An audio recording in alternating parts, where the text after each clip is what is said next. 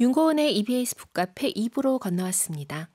북카페의 초대석 오늘은 정치, 경제, 문화를 움직이는 이기적 유전자, 그에 반항하는 발칙한 인간에 대한 이야기, 유전자 지배사회를 품고 오신 최정균 작가님과 함께합니다. 최정균 작가님은 유전학자입니다. 카이스트 바이오 및 뇌공학과 교수로서 인간 유전체학을 연구합니다. 암을 비롯한 여러 질병의 유전학적 원인을 규명하고 이를 진단하거나 치료하는 기술을 개발하고 있고 진화생물학, 유전학, 뇌과학 등을 통해 인간의 본질과 사회의 다양한 모습을 탐색하고 고찰하는 작업 이어가고 계십니다. 지금 북카페에 나와 계십니다. 안녕하세요. 안녕하세요. 반갑습니다. 와, 진짜 우리 이제 궁금한 거 다 물어볼 수 있다는 그 기대감에 많이 설렙니다. 반갑습니다. 네, 맞습니다. 어떤 마음으로 북카페에 오셨나요? 여기 라디오 생방송 처음이라 그렇습니다. 그래서 네. 들뜨는 마음으로 왔는데 네. 이렇게 좀 편안한 목소리로 맞아주시니까 마음이 차분해지네요. 지금 이 작가님 목소리도 굉장히 중후하고 멋있는데요? 감사합니다. 네.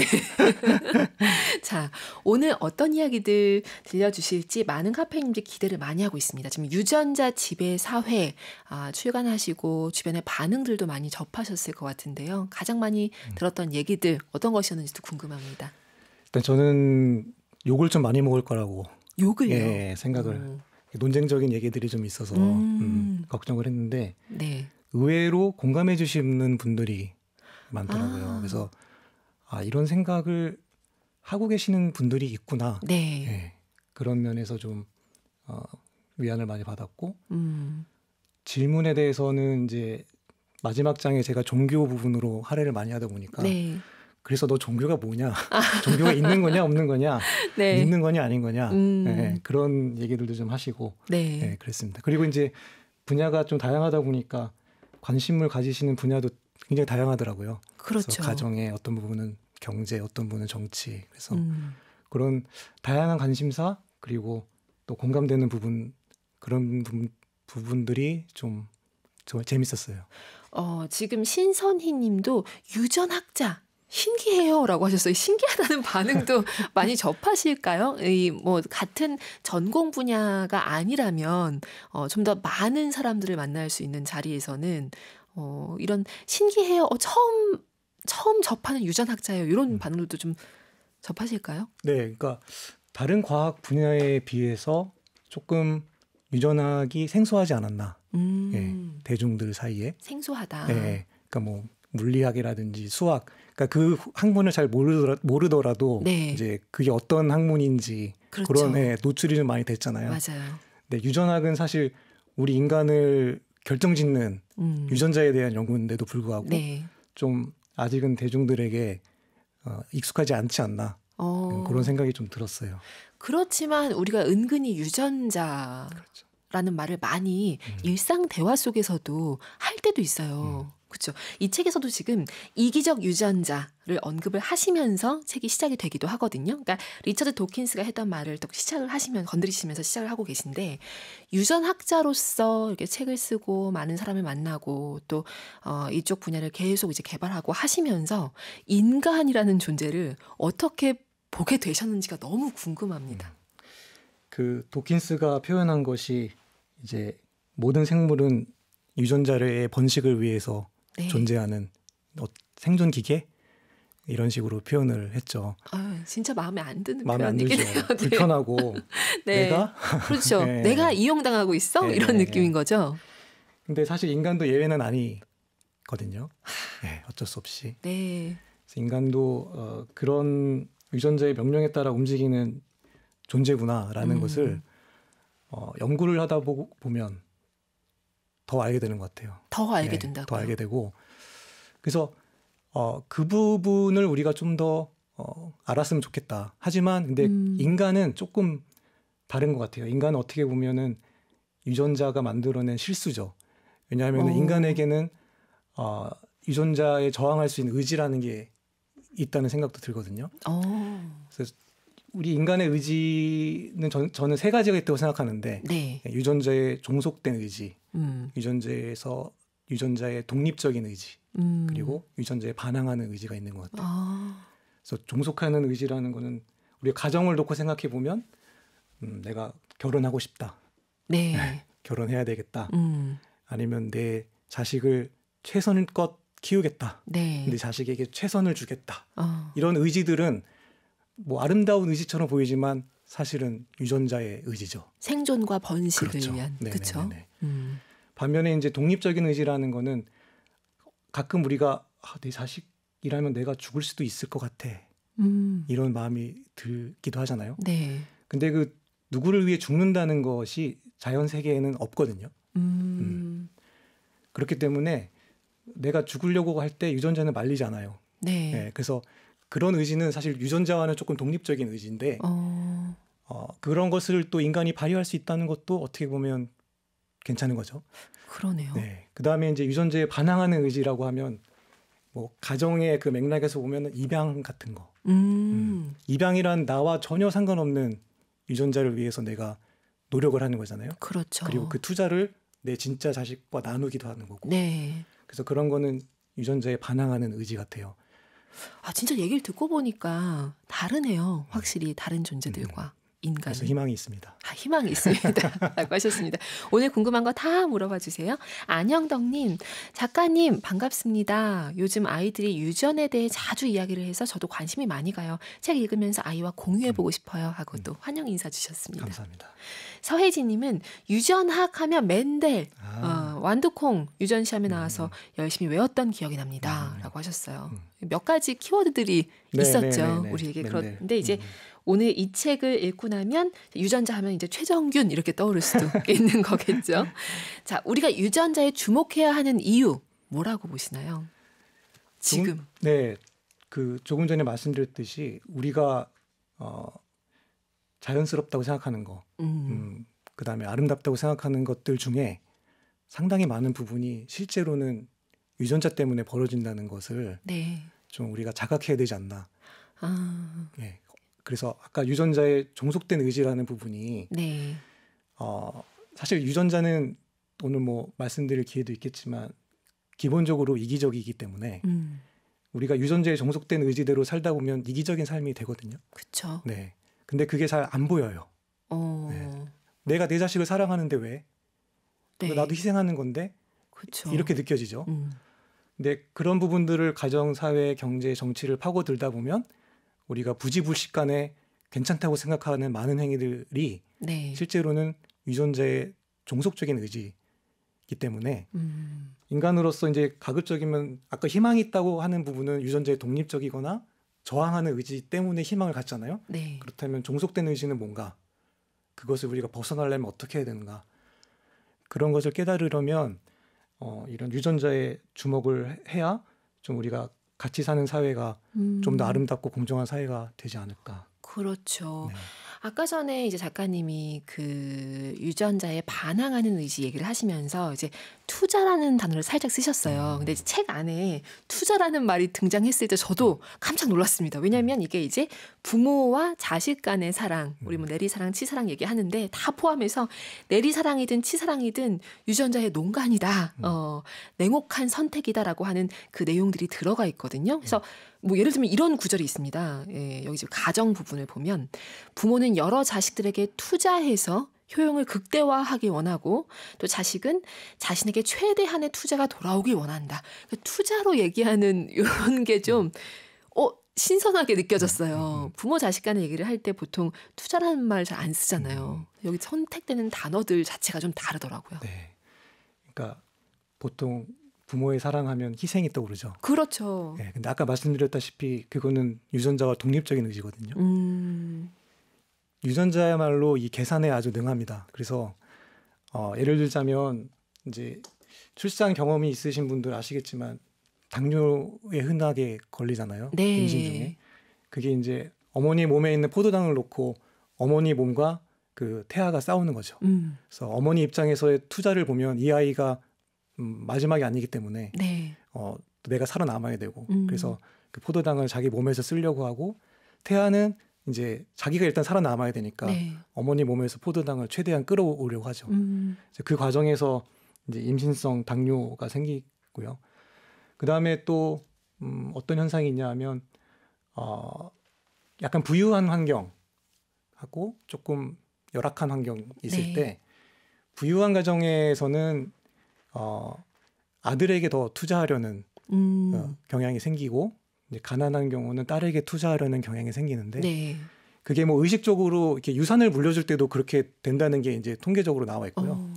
심지어는 무의식 중에 그러니까 예를 들면 어머니 모유의 성분을 조사를 해보면 부유한 환경의 어머니들의 모유는 아들 쪽에 더 영양분이 많게 나오고 딸 쪽에 더 네. 적게 나오고 가난한 환경에서는 그 반대.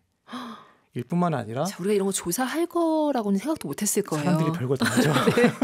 정말 디테일하게 조사를 네, 하더라고요. 네, 네. 그리고 살아남는 확률, 그러니까 네. 뱃속에서 사실은 유산되는 일들이 또 많고 또 이제 아주 어릴 때 죽게 되는 일도 있는데 네. 그런 사망률을 확인해봐도 부유한 환경, 가난한 환경에 따라서 아들, 딸의 그 사망률이 달라집니다.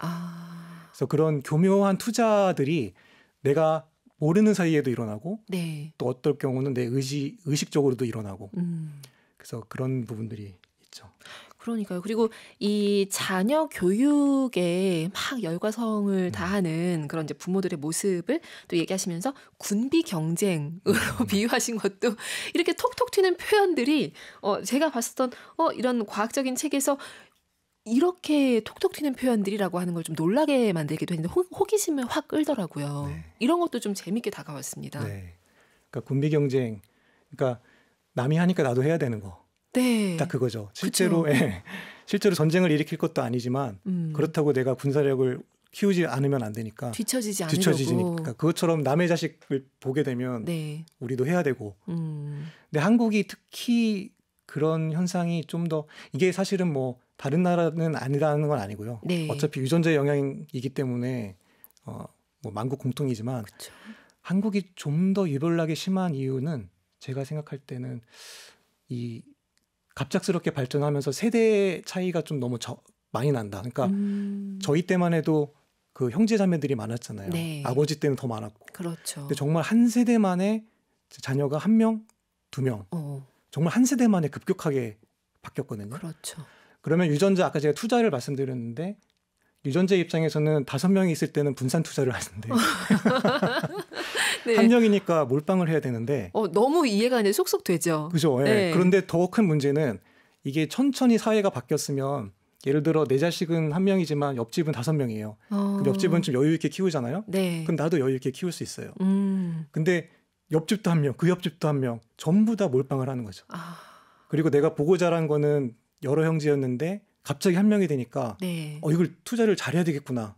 그러네요. 그런 심리도 커질 거고 경쟁 심리가 너무 커지는 거죠. 그래서 그런 유전자의 영향이 대표적으로 나타나는 나라가 한국이 아닐까. 그렇군요.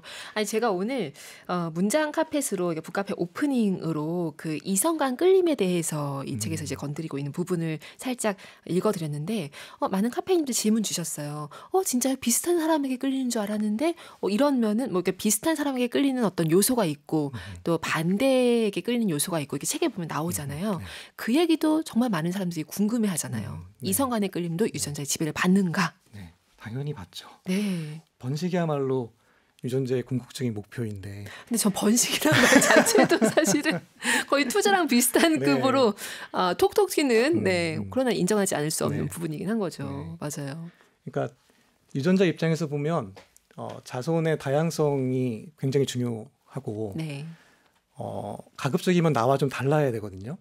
그래야 이제 두 사람이 섞이면서 다양한 자손이 나오고 아주 쉽게 말씀드리면 이제 병원균이 굉장히 다양한데 저라는 사람은 병원균 A에 강해요. 네. 근데 저랑 똑같이 A에 강한 사람하고 결혼을 하면 자녀들은 다 A에만 강하겠죠. 그렇죠. 근데 만약에 B라는 병원균이 퍼지게 되면 이제 전멸하는 거죠. 그럴 때는 병원균 B에 더 강한 남자와 네. 만나서 A, B가 섞이게끔 해야 되는 건데 이제 그런 경향이 성격에서도 나타날 수 있다는 거죠. 성격에서도. 네, 성격도 왜냐하면 당연히 유전자 영향을 받기 때문에 그렇죠. 그 성향도 반대되는 성향에 끌리게 되는 거죠. 그런데 이제 뭐 주변을 보면은 비슷한 사람끼리도 만나는데요, 이런 말들을 네. 하시잖아요. 생각해 보면 그런 것들은 약간 문화적인 거, 취향, 뭐 가치관 이런 것들은 사실 유전자는 아니거든요. 네. 네. 그러니까 그런 부분에서는 오히려 맞는 사람이 좋죠. 그러네요. 인정하지 않을 수가 없는 부분인 것 같습니다. 여러 가지 통계 결과에 따라서 네. 또 이제 이게 나온 네. 거잖아요.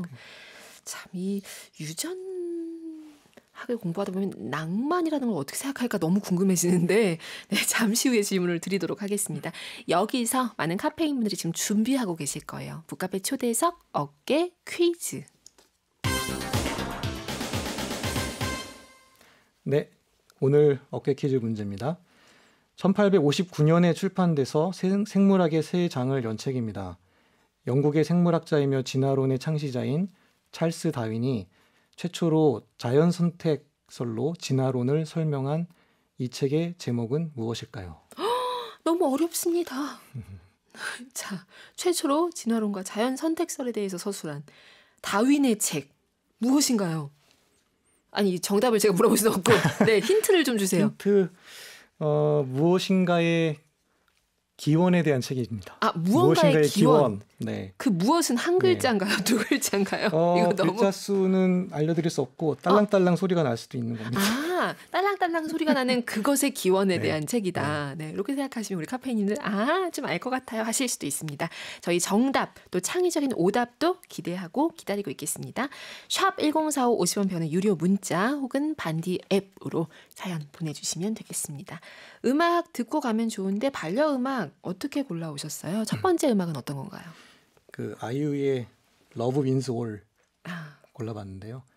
그 아이유님이 이 곡에 대해서 쓰신 글을 보니까 이 혐오가 만연한 이 세상에서 사랑의 의미에 대해서 막 이렇게 힘들게 사랑하는 그 연인의 모습을 통해서 네. 그걸 표현해보고 싶었다고 하더라고요.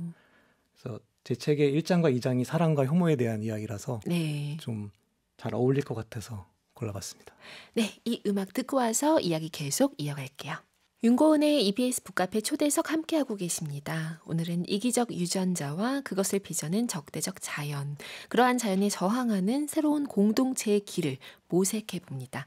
동아시아에서 펴낸 유전자 지배사회를 품고 오신 최정균 작가님과 함께하고 있습니다. 서명희 님이 지금 작가님이 주신 질문과 힌트 딱 이렇게 듣고 힌트 너무 퍼주시는 거 아니에요? 라고 하셨어요. 힌트를 너무 퍼주신다. 아유, 그럼. 네. 그리고 힌트 듣고 바로 알았어요 하신 7131 쓰시는 카페인 님도 계시고 0122 님은 오늘 유전자에 대한 얘기 좀 어려울 것 같았는데 귀에 쏙쏙 들어온다고 하셨습니다. 신다라 님은 대학 시절 들었던 강의 이름이 들려서 반가워요. 뭔가 관련 공부를 하셨던 것 같고요. 서명희 님, 잠시 쉬는 시간 조금만 눈 붙이려고 했는데 유전 얘기가 너무 재밌어서 자는 거를 포기했어요. 근데 저는 자꾸 예를 들면 이 서명희 님이 지금 잠을 포기하고 듣기를 선택하셨잖아요. 이 또한 유전자에 아니요, 이거는 유전자에 저항하신 거죠. 저항한 거예요? 아, 유전자는 그냥 차라리 자라. 유전자에 저항하신 서명희님, 와, 우리 카페인님들 유전자에게 우리 저항합시다. 네, 자고 뭐 이런 거 말고 이제 오늘은 좀 귀 쫑긋하고 들어주시면 좋겠습니다. 근데 흥미를 느끼니까 내가 나의 생체 활동을 좀 미뤄두고 흥미를 느끼는 대로 가겠다. 이거는 유전자의 계획이 아니에요? 그렇게 말씀하시니까 또 그렇네요. 그렇죠. 예. 왜냐면 유전자가 이게 보통 교묘한 게 아니더라고요. 저조차도 지금 그렇죠. 깜빡 속았습니다. 그러니까 유전자가 우리를 즐겁고 뭐 낭만적인 것처럼 함으로써 결국 나의 생존과 번영, 번식에 도움이 되게끔 또 어떻게 하고 있는 거죠. 그렇죠. 자, 유전자에 저항하시지 말고 네, 잘 들어주시기 바랍니다. 1867님은 사랑과 혐오라고 하는 표현 쓰셨는데 그것에 대해서도 또 참 끌린다고 얘기를 하셨어요. 그 부분 조금 더 듣고 싶습니다. 네, 그 혐오라는 거, 혐오하면은 우리가 미움, 그렇죠. 밉고 싫고 이런 생각이 들잖아요. 밀어내고. 예. 근데 혐오는 사실은 이제 두려움이거든요. 네. 예, 그게 왜 그러냐면 유전자의 입장에서 가장 두려운 것은 이 개체가 번식하기 전에 죽어버리는 거. 그게 가장 커다란 실패입니다. 유전자로서도 투자 실패네요. 그렇죠. 투자 실패죠. 여기까지 키워놨는데 자식 못 낳고 죽어버리면 유전자의 최대 가장 두려워하는 게 그거죠. 그래서 그러면은 이 개체를 살아남게 해야 되는데 네. 이 개체를 살아남게 하려면 위험으로부터 피하게 해야 되거든요. 근데 이제 과거 이 자연 세계에서의 위험이라는 것은 뭐 포식자 아니면 감염을 시킬 수 있는 것들, 그렇죠. 네, 그런 것들로부터 피하게 하기 위해서 이 혐오라는 감정을 불러일으키는 건데, 네. 제가 책에서 이제 우리나라 말에 그 똥이 무서워서 피하냐, 더러워서 피하지, 예, 이런 말을 많이 하잖아요. 우리 자존심을 지켜주는 말이긴 한데, 네. 사실은 이 똥이라는 게 이 야생에 노출돼 있으면 이거를 똥을 좋아했다, 똥 냄새를 우리가 좋아한다, 만약에 향기롭다고 느꼈다, 아니 맛있다고 느꼈다, 네. 그런 사람이 있었다고 하면 그걸 먹었겠죠. 그렇겠죠. 그리고 그러나 이제 똥에는 다양한 병원균과 기생충들이 있기 때문에 그 개체는 살아남기 힘들었을 거예요. 네. 그래서 최대한 이제 똥을 싫어하는 쪽으로 가야 아예 접근도 못하게 되고 살아남을 가능성이 높아지고, 네. 그래서 그게 뭐 뱀이나 벌레, 우리가 벌레를 딱 보면 사실 나보다 덩치도 훨씬 작고 그렇죠. 그냥 잡으면 그만인데 굉장히 싫죠. 무서워하고 막 괜히 소름 무섭고, 끼쳐하고. 네, 괜히 예. 예, 이성적이지 않은 사실 맞아요. 반응이거든요. 그래서 그런 것이 이제 혐오라는 반응인데, 그게 이제 유전자가 우리로 하여금 두렵게 그러니까 싫게 만드는 건데, 네. 유전자는 사실 두려운 거죠. 아. 근데 문제는 이 혐오라는 것이 이런 똥이나 벌레나 이런 데 그치는 것이 아니라 네. 사람을 향할 수도 있다. 음. 왜냐하면 내가 이 집단에서 처음 보는 누군가가 나타났다, 네. 내가 모르는 사람이다 라고 할 때 이 사람이 어떤 병원균을 가지고 있을지 모르고, 실제로 그 제국주의 시대 때 침략해서 그 식민지에 있던 사람들이 많은 그 새로운 전염병 때문에 죽는 일들이 실제 있었잖아요. 그렇죠. 그래서 처음 보는 사람, 내 집단이 아닌 사람에 대한 어떤 그 본능적인 거부감, 그런 것들이 유전자가 일으키는 혐오를 통해서 나타나는 것입니다. 근데 사실 누구나 소수가 될 수 있잖아요. 소수자가 되지. 될 수 있잖아요. 이 책에도 나오지만 특히 뭐 이방인이라는 표현도 우리 많이 쓰지만 이방인에 대한 막연한 혐오 이런 것들 누구나 이방인의 입장이 될 수도 있으니까 그렇죠. 이런 것들 사실 유전자를 그냥 계속 우린 유전자에 의해서 조종되는 뭐 존재들이야라고 하고 그냥 계속 따라가기만 해서는 안 되는 부분이고, 얘기하신 것처럼 이걸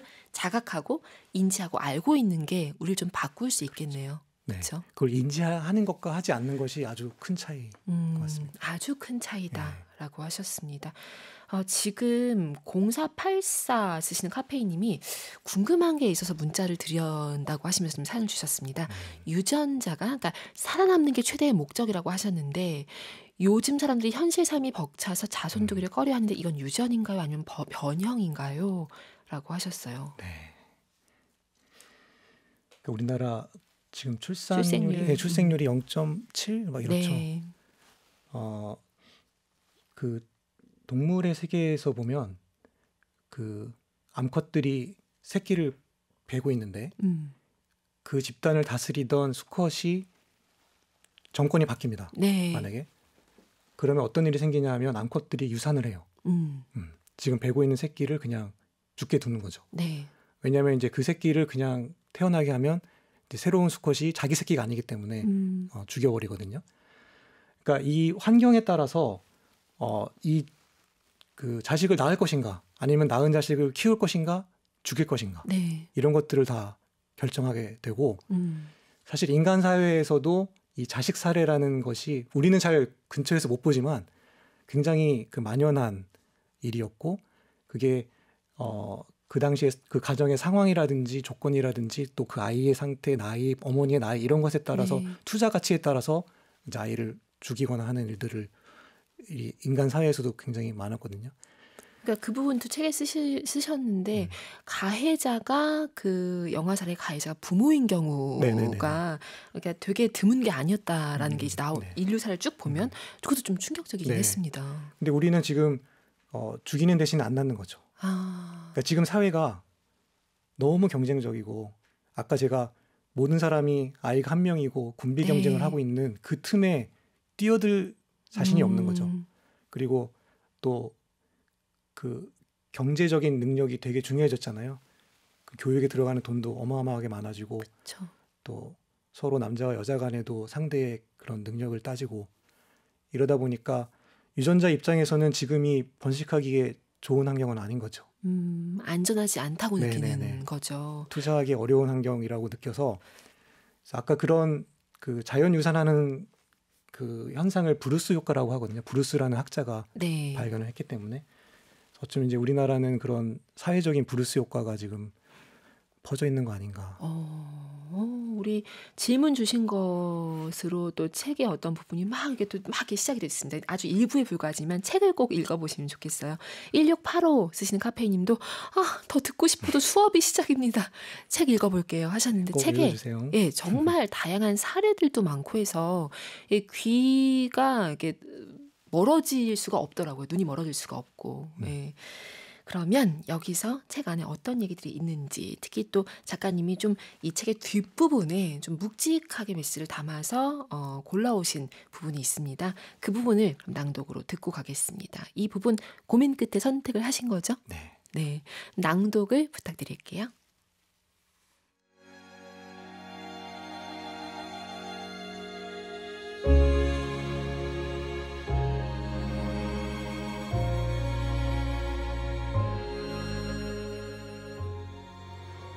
결국 성서가 우리에게 말하는 것은 무엇인가?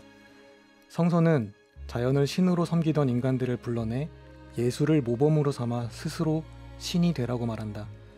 하지만 인간의 자연적 본능은 여전히 종교적인 신을 만들어내거나 추종하려고 한다. 어떤 이들은 사이비 교주를 따르고 숭배하기를 주저하지 않고 어떤 이들은 이런 자들 가운데서 나는 신이다라고 선언하며 그들을 지배한다. 성서가 말하는 신성은 이와는 완전히 다른 것이다. 인간으로서 예수가 보여준 것과 같은 신성을 발휘하려면 자연에서 신성을 벗겨낼 뿐만 아니라 인간의 본성에서 자연성을 벗겨내고 그것에 저항해야 한다.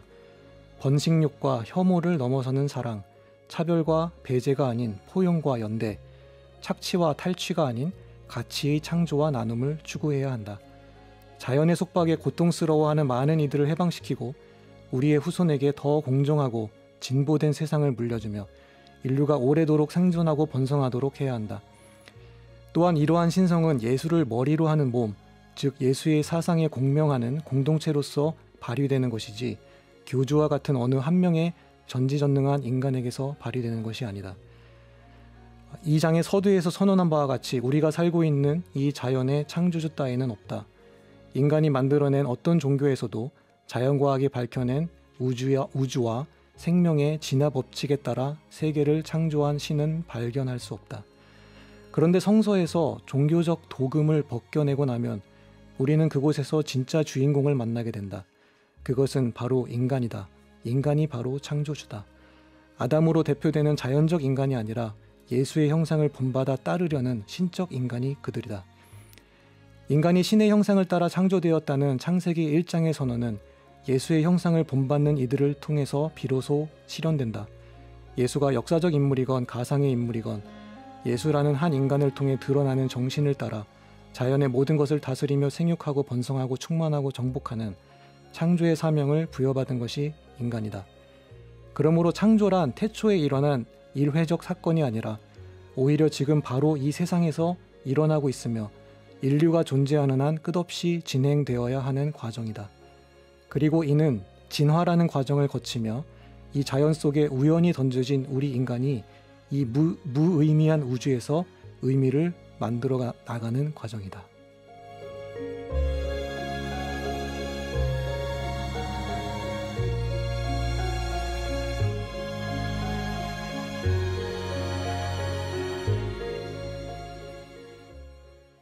유전자 지배 사회의 일부 이렇게 최정균 작가님 목소리로 만나봤습니다. 와, 이 창조라고 하는 것이 태초에 일어난 일회의 사건이 아니라 지금도 계속 이 시간에도 일어나고 있는 사건이다라고 하는 것이 저에게는 새삼스럽게도 놀라운 발견이기도 했습니다. 네. 우리 인간이 무의미한 우주에서 의미를 만들어 나가는 과정으로 하루하루를 유전자에 그냥 맡긴 채 살아가는 것이 아니라 주권이 우리에게 있다는 것을 좀 계속 인지하길 바라시는 거죠. 네, 맞습니다. 네. 그래서 이 부분이 어떻게 보면은 제가 책을 처음 쓴 건데 책이라는 걸 써봐야 되겠다라는 생각을 하게 된 동기 같은 것도 있고요. 출발점이 된 예, 거네요. 이 장은 가장 마지막 장이지만 계기, 예, 처음이자 끝이라고도 할 수 있을 것 같아요. 어떻게 보면 작가님이 그렇게 마음을 먹고 이 책이 정말 정치, 경제, 종교, 사랑 다 아우르고 있는데 유전자의 측면에서도 이렇게 건드리고 있는데 이것을 통해서 또 새로운 이 책을 읽을 사람들의 그 생각을 또 바꾸게 하는 거잖아요. 계속 어떻게 보면 바꾸게 하고 확신을 주기도 하고 덜어내기도 하고 하면서 계속 소통하는 공명하는 그런 작업을 하셨다는 것이 이 또한 너무나 멋지게 느껴집니다. 감사합니다. 네. 자꾸 속삭이시는데 3637 쓰시는 카페인님이 목소리 너무 좋으세요. 아이고. 애청자입니다. 라고 지금 사연을 주셨습니다. 인간의 집중을 딱 하게 돼요. 이 책을 쭉 따라오다 보면 끝에 가면 인간의 집중을 하게 되는데 사실 저는 또 흥미롭게 읽었던 부분들이 우리가 생각하는 그런 이타심이라는 표현, 물론 이기적이라는 말이 많이 등장하긴 했었지만 자연으로부터 이타적 행동에 대한 모범을 찾으려는 욕구라는 표현이 저 되게 재밌게 다가왔어요. 그런 욕구를 인간이 계속 품고 포기하지 않더라고요. 근데 그것을 가지고 자연과 인간의 관계를 다루신 부분에서도 되게 새롭게 얘기해 볼 만한 지점이 좀 많은 것 같았습니다. 그 부분도 잠시 후에 나눌 수 있다면 좋겠습니다. 최지혜님은 방금 읽어주신 그 구절로 인해서 책을 구매하기로 마음먹었네요 하고 사연 주셨어요. 네, 감사합니다. 작가님의 첫 출발점이 됐던 그 부분이 또 최지혜 독자로서의 또 첫 출발점이 된 거네요. 네. 자, 지금 낭독 후에 계속 속삭이고 계십니다. 자, 이번에 그러면 작가님의 두 번째 추천곡 듣고 와서 이야기를 계속 이어가도록 할게요. 어떤 음악 준비하셨나요? 노라 존스의 The Long Days Over 골라봤는데요. 가사를 보시면 아시겠지만 이제 피곤한 하루를 마치고 그 벽난로를 보면서 불멍을 때리면서 생각에 잠기는 그런 노래인데요. 네. 그 가사의 중간에 이제 후렴구 반복이 없다 이런 가사가 나오는데 그게 이제 오늘 지나간 하루는 더 돌아오지 않는다는 뜻으로 쓰였거든요. 그리고 실제로 후렴구 반복이 없어요. 그래서 너무 노래가 짧은데 네. 저는 이제 그 부분을 읽으면 약간 그 하루가 아니라 어떤 사람의 인생처럼 좀 느껴지기도 하고 반복되지 않는 그래서 약간 특히 살다 보면 저는 또 이게 유전학 생물학을 하다 보니까 제가 느끼는 어떤 고단함이나 네. 이런 것들이 내 생물학적인 원인을 좀 이해하고 있거든요. 그래서 내가 이렇게 피곤하고 때로는 아프고 이런 것도 생물학이 연결이 돼 있고 유전자에 연결이 돼 있어서 이런 생물학적 인간의 어떤 고단하고 좀 무상하고 무상이란 말에 밑줄 긋게 됩니다. 네. 그게 이제 이 가사를 통해서 좀 느끼게 되더라고요. 그래서 와. 어떨 때는 좀 눈물이 날 것도 같은데 네. 노래가 너무 짧아서 울까봐 그쵸? 그런가 봐요. 그치게 해준 거예요. 이 또한 유전자의 농간 아닐까요? 생각해봐야 되겠습니다. 노라 존스님이 이걸 너무 길게 하면 사람들이 너무 많이 울고 슬퍼지니까 한 2분대에서 끊었나 봐요. 그런가 봐요. 네, 계속 생각을 하게 됐는데 자, 이 음악 듣고 와서 이야기 이어갈게요. 북카페 초대석 오늘 유전자 지배 사회를 품고 북카페에 오신 유전학자 최정균 작가님과 함께하고 있습니다. 유전학자로서 느끼는 어떤 고독 같은 거잖아요. 그것을 위로해주는 노라 존스의 음악까지 이렇게 함께 들어봤습니다. 따라오시면서 김민화님은 아까 낭독해주신 그 부분은 정말 진한 엑기스 같아요. 추천해주시는 노래들도 진심이 담겨있네요 하시면서 반하셨고요. 박용리님 책 구매합니다 하셨고요. 그리고 신선희님은 작가님 낭독이 너무 좋았어요. 사봐야 하는데 사인본 받고 싶어졌어요 라고 하셨는데 오늘 북카페 에디션 무엇을 그려주실지 저도 아직 몰라요. 네. 미션만 딱 얘기를 드렸거든요. 큰 결심을 하셨습니다. 일단 그리식으로 했어요. 일단 저는 그림하고는 너무나 거리가 먼데 네. 일단 유전자는 조금 아시는 분도 계시겠지만 DNA의 이중나선 구조로 돼 있어요. 네. 그래서 이중나선 구조를 한번 오, 거칠게 그리고 거칠게 네, 잘은 못 그리니까 화풍이 나온 거예요. 지금 거친 거칠게 화풍, 거친 거친 화풍으로 그리고 네. 거기에 망치를 하나 놓도록 하겠습니다. 망치를 네. 망치로 무엇을 하라는 건가요? 유전자를 깨트려라. 깨라. 여기 매이지 마라. 네. 지금 안 그래도 서명희님이 그러니까 작가님은 우리가 유전을 잘 알아서 유전을 이겨서 가치를 추구하길 바라시는 거죠? 제가 이해한 게 맞나요? 정확하게 이해하셨습니다. 맞아요. 네. 이것을 딱 보여주는 압축해주는 이중나선 구조와 망치. 네. 거친 화풍으로 그려주시기로 했습니다. 정답 또 오답 많이 보내주세요. 사연도요. 이 책에 제가 아까 살짝 언급을 했는데 그 예를 들면 우리 뭐 DDT 사용 이런 것들 있잖아요. 그 레이첼 칼슨 침묵의 봄 얘기 나오면서 이 새들이 다시 노래할 수 있도록 하기 위해서 이제 DDT 금지되었던 것들 얘기가 나오는데 이 또한 2년 만에 이제 그 해제되었다라고 하시면서 작가님이 적어두신 문장도 저에겐 좀 새로운 느낌이었지만 이 또한 우리가 좀 생각해봐야 될 부분이다라고 느꼈던 게 새들의 번식 활동을 위해서 인간이 그 생사가 너무 거기에 휘둘리는 것은 또 경계를 살짝 하시는 거잖아요. 네. 대표적인 예로 이제 그거를 예로 들었는데 그 당시에 이제 그 말라리아와 싸우는 아프리카 사람들이라는 그 단체에서는 DDT 사용을 하루라도 허용하고 안 하고에 따라서 수천 명의 생사가 갈린다는 호소를 했어요. 네, DDT가 사실 노벨상을 타기도 했고 네. 이제 모기를 죽이기 때문에 그걸 통해서 생명을 많이 구할 수 있었는데 새들의 노랫소리 아름답죠. 네. 네. 그러나 여유 있는 자들만 아름다운 거지. 그리고 이제 새들의 소리가 아름답긴 한데 왜 새들이 소리를 내는가? 네. 결국은 암컷을 꼬셔서 번식하려는 유전자의 욕구거든요. 그렇죠. 근데 그런 미적인 느낌이 인간에게도 공유돼 있기 때문에 물론 이제 암컷도 그 수컷의 소리를 듣고 이게 예쁘니까 이제 구애를 받아주는 거잖아요. 네. 그런 것처럼 우리가 꽃이 아름답다고 느끼는 인간의 그런 미적 감각도 다 연결이 그렇게 돼 있는 거. 네. 결국은 번식 욕구인데 선진국적 입장에서 그런 새들의 노랫소리 이런 아름다운 자연 네. 좀 너무 좀 선진국적 입장인 거죠. 제가 볼 때는. 그러니까 자연에 대한, 말라리아로 죽어가는 있는 상황에서 하루하루 사용을 하지 않으면 그렇게 방치되고 죽어가는 그 사람들을 생각하지 않은 거라는 거죠. 못한 거라고 봐야 되겠죠. 못한 거. 그렇죠. 이런 부분도 고민을 해봐야 되겠네요. 진짜 한쪽 입장에서만 생각할 수가 없는 부분인 거죠. 그래서 너무 극단적인 생태주의도 이제 경계하고 계신 그런 내용들이 이 책에 아무튼 새롭게 굉장히 많이 등장을 하고 있습니다. 또 정치에 대해서도 얘기를 하고 있는 부분에서 진보와 보수, 정치 성향 우리 얘기할 때 많이 언급을 하는데 이 또한 유전자와도 영향이 있을 수도 있다고요. 네. 일단 이제 여기 진보와 보수적인 성향을 가르는 몇 가지 물질들이 있는데요. 그러니까 아니면 뇌 구조, 그래서 뇌에서 편도체라고 하는 부분.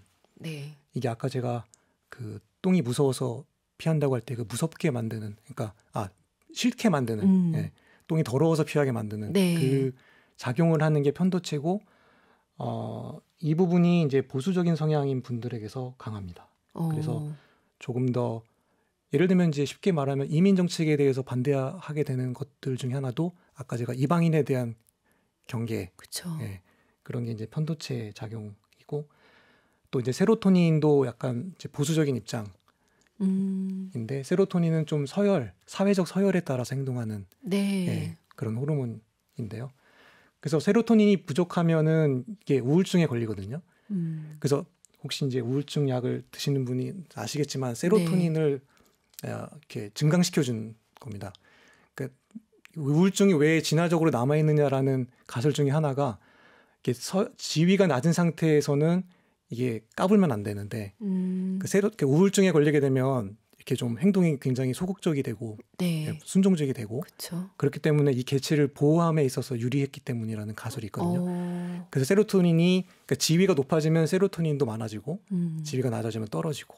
근데 그런 세로토닌에 반응하는 부분도 약간 그 보수 쪽에서 강하기도 하고. 그래서 뭐 얘기가 좀 긴데 정리를 하면 보수적인 성향은 조금 더 생존에 유리한 성향들이고 진보는 조금 도파민 같은 것은 약간 새로운 것을 탐색해서 그 쾌감을 얻는 게 진보적인 성향인데 새로운 것을 탐색한다는 것은 늘 유리한 건 아니거든요. 그렇죠. 그러니까 아까 혐오처럼 뭔가를 피하거나 사회적 서열에 따라 행동하거나 이런 건 다 생존에 유리한 건데 새로운 걸 탐색하는 거는 사실 그렇지 않은. 네. 그래서 진보적인 성향은 조금 그 진화적으로 보면 유리하지 않은 성향인데 그게 이제 문명 사회가 되다 보니 좀 많은 보호를 받는 거죠.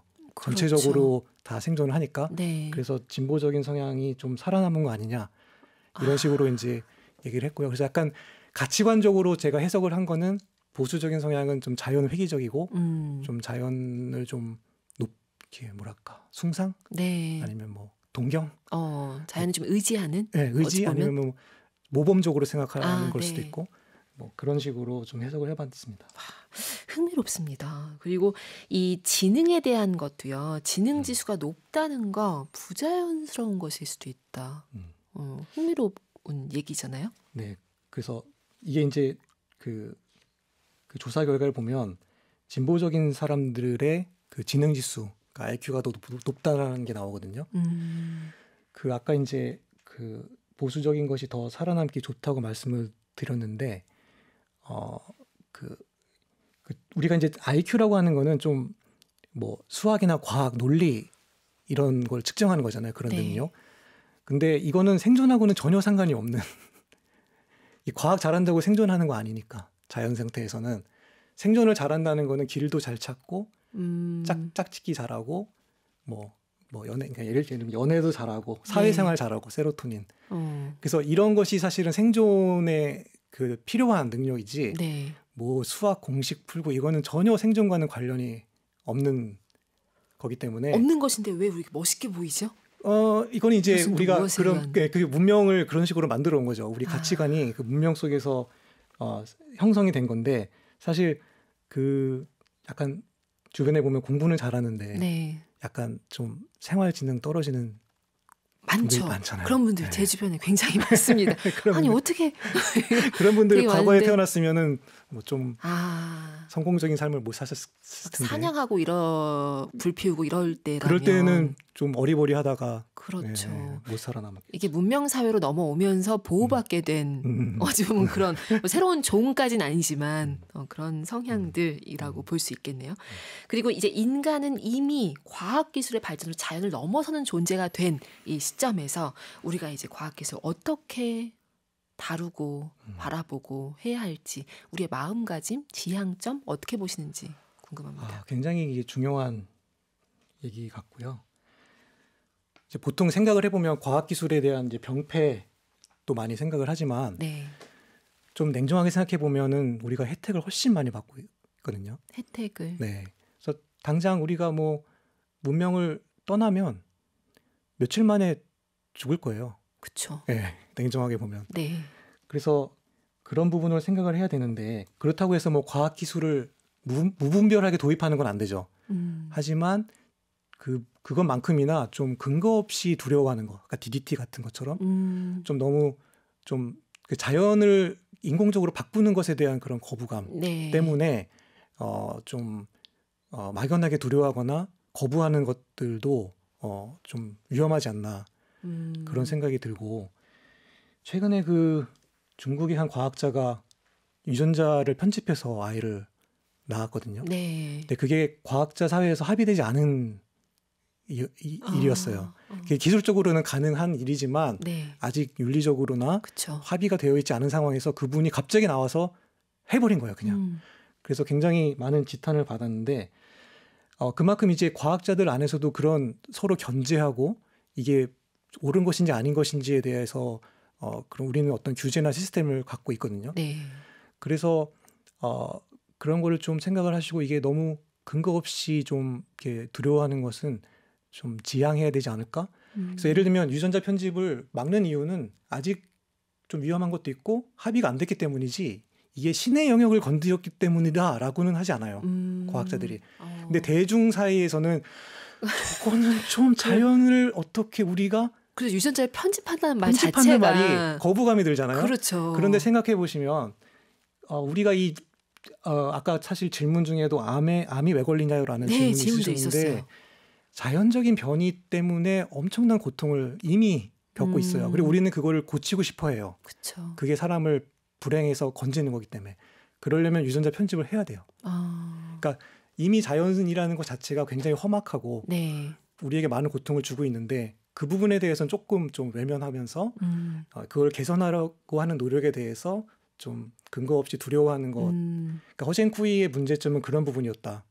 그리고 공정성의 문제. 네. 이걸 허용하게 되면 돈 많은 사람들만 결국 좋은 유전자를 계속 물려줄 거 아니냐. 그렇죠. 예, 그래서 좀 이게 뭐 신의 영역이고 자연이고 거부감보다는 좀 공정, 차별, 그다음에 합의 이런 부분에서의 좀 관점으로 과학 기술을 봐 주셔야 될 것 같다. 너무 중요한 얘기 해주십니다. 우리가 이제 막 불을 보고 두려워하던 그런 지금 그런 때가 아닌 거잖아요. 그러니까 어떻게 나누고 활용할 것인가에 대한 논의를 해야 된다라고 하는 얘기시죠. 지금 많은 카페인님들 박진경님, 고경신님, 이경미님, 막 김민환님, 김지희님 다 너무 재밌다고 지금 사연을 주셨는데 다 소개할 수 없을 정도로 사연이 많이 오고 있습니다. 이쯤에서 정답 발표를 하도록 하겠습니다. 오늘 정답 발표 무엇인가요? 네, 찰스 다인의 진화론에 관한 책 종의 기원입니다. 종의 기원, 딸랑딸랑의 기원이라고 얘기해 주셨고 네, 맞히신 분들 김은정님, 김혜정님, 김지희님 세 분께 저희 선물 드리도록 하겠습니다. 많은 분들이 정답 보내주셨는데 세 분을 추첨했고요. 작가님의 거친 화풍으로 그려낸 DNA 이중 나선 구조와 망치 그림 그려진 책 선물로 드릴게요. 저희 벌써 보내드릴 때가 됐습니다. 아쉽습니다. 시간 너무 빠르죠. 저희 끝곡은 어떤 거 준비하셨어요? 네, 아주 뭐 설명이 필요 없는 명곡 존 레논의 이매진 준비하신 마음이었던 건가요? 네. 이 가사를 보시면 그 배타적인 어떤 나라도 국가라는 것도 없고 전쟁도 없고 제도화된 종교도 없고 네. 특히 소유, 탐욕 이런 것이 없는 어떤 하나된 그런 인류 이런 걸 그리고 있는 가사인데 네. 사실 좀 몽상적이죠. 본인도 그 가사에 여러분이 저를 아마 몽상가라고 생각할 겁니다. 이런 가사도 딱 박혀 있는데 이런 것이 몽상가들이 좀 그러면서 이제 하지만 나는 혼자가 아닙니다라는 가사도 있거든요. 네. 그래서 이 몽상가들이 꿈꾸는 이런 세상이 좀 도래했으면 좋겠다. 그리고 거기에는 우리가 유전자를 알아야 된다. 좋습니다. 네. 오늘 작가님의 마음이 너무 잘 느껴지는 선곡들까지 이렇게 만나봤습니다. 오늘 나와주셔서 너무나 감사해요. 네, 감사합니다. 또 뵙게 되길 기다릴게요. 네. 카페인 분들 오늘도 고운 하루 만드세요.